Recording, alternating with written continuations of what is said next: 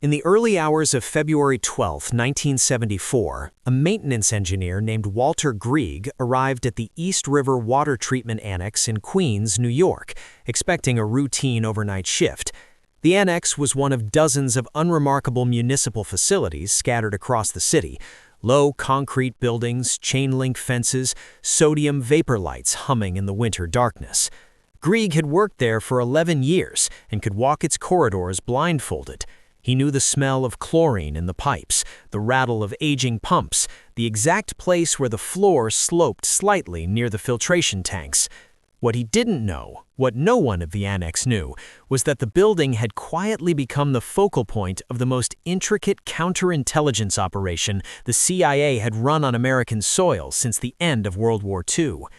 At 2:17 a.m., Grieg noticed something off. A pressure gauge on line C14 was fluctuating in a way he'd never seen before. Minor, barely perceptible, but wrong.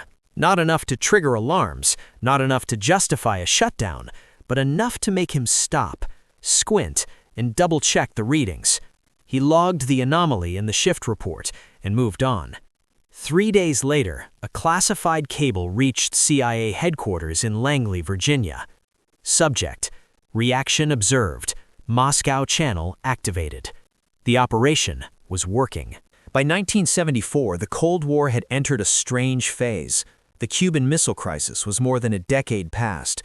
Vietnam dominated headlines. Détente is the word of the day. Arms limitation talks, diplomatic exchanges, cautious optimism. To the public, the world appeared to be stabilizing. To intelligence professionals, it was anything but.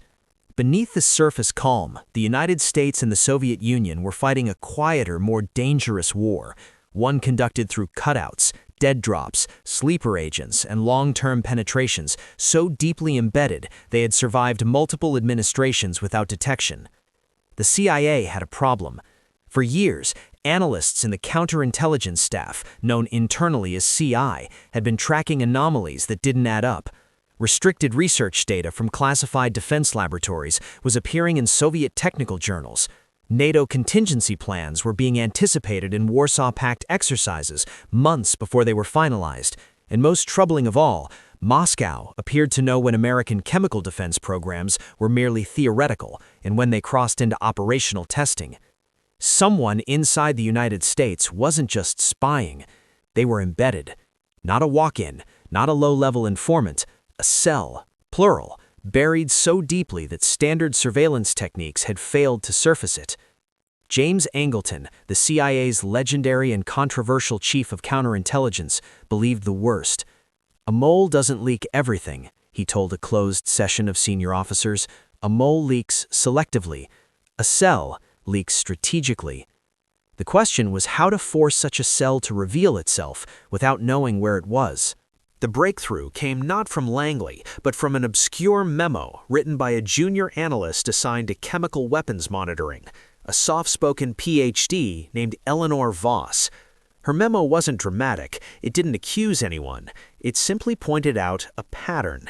Every time the U.S. initiated a classified defensive chemical readiness review, not weapons development, but detection protocols, emergency response modeling, and civilian exposure simulations, Soviet diplomatic traffic spiked within days. Not weeks, days. There were only two explanations. Either Soviet intelligence had extraordinary technical surveillance capabilities inside secure American facilities, or someone inside the system was signaling them. Voss's key insight was this: the Soviets reacted more aggressively to perceived chemical threats than nuclear ones. Chemical incidents were destabilizing, unpredictable, and politically explosive. A single uncontrolled leak, real or rumored, could provoke international panic, which gave the CIA an idea that made even seasoned officers uncomfortable. What if they created a leak? Not a real one, not a dangerous one, but a believable signal, a controlled anomaly that only someone with privileged access would recognize as significant, and only someone loyal to Moscow would feel compelled to report.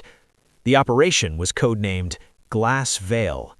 Glass Veil was never about chemicals, it was about behavior. The CIA didn't need to release anything harmful.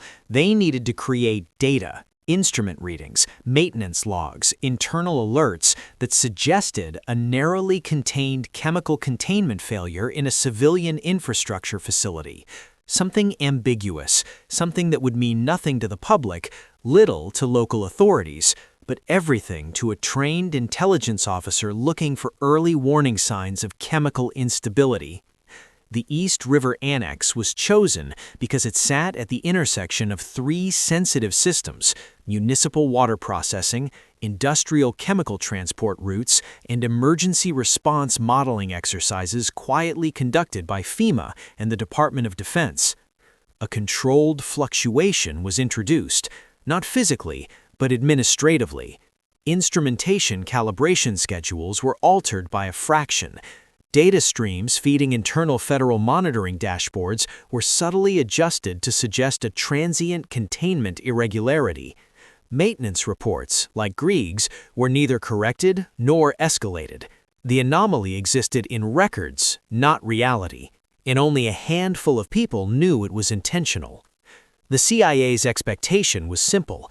If there was a Soviet cell embedded within U.S. infrastructure, scientific agencies, or emergency planning offices, they would react, they would check, they would communicate, and when they did, they would leave traces. Within 48 hours of the anomaly appearing in classified monitoring channels, NSA intercept analysts noticed something unusual. A Soviet diplomatic pouch schedule was altered in New York, unrelated on paper, but coinciding precisely with the internal alert window. Then came the cable traffic. Encrypted communications between a Soviet trade mission official in Moscow used a rarely deployed cipher variant, reserved for high-confidence intelligence. The message was short, concerned, urgent. Glass Veil had produced its echo. Once the signal was confirmed, the operation shifted phases. The CIA didn't move immediately. They didn't arrest anyone. That was never the goal. Not yet. Instead, they repeated the pattern. 2 weeks later, a different facility in Chicago showed a similarly ambiguous anomaly, then one near San Diego. Each time the data was harmless. Each time it was just enough to suggest vulnerability. And each time, Soviet communication channels lit up, always through the same intermediaries, always with the same urgency. Analysts began mapping overlaps. Names appeared repeatedly. Not spies in trench coats, administrators, engineers, policy liaisons, people who attended emergency preparedness briefings and international technical conferences. People who passed background checks because they weren't traitors in the traditional sense. They were believers, men and women recruited decades earlier during student exchanges and professional collaborations who believed they were preventing war by balancing power. One of them worked 3 blocks from Langley. The cell, when finally understood, was not a single organization. It was a network of professional trust. No dead drops, no cash payments, no dramatic betrayals. Information moved through conversations, conference papers, hypothetical discussions, and informal technical exchanges that individually violated no laws. Collectively, they constituted one of Moscow's most successful penetrations of the American system, and Glass Veil had forced it to breathe. By simulating a chemical instability, something the cell had been conditioned to treat as existential, the CIA had drawn them out without ever endangering the public. In late October 1974, coordinated actions quietly began. Security clearances were revoked for administrative reasons. Academic visas were denied. Conference invitations went unanswered. Soviet diplomats were reassigned. No headlines, no trials, no public acknowledgement. The cell collapsed, not with arrests, but with silence. Years later, Glass Veil would be referenced only obliquely in classified histories, a controlled counterintelligence signaling operation. Walter Grieg never knew what he'd witnessed. Eleanor Voss left the agency in 1981 and taught risk analysis at a Midwestern university. James Angleton would later call Glass Veil the only operation that proved the absence of noise can be louder than an explosion. The Cold War continued, but for a brief moment in 1974, the CIA learned how to expose its deepest enemy, not by force, but by inviting it to react. and Moscow learned that sometimes the most dangerous leaks are the ones that never happen.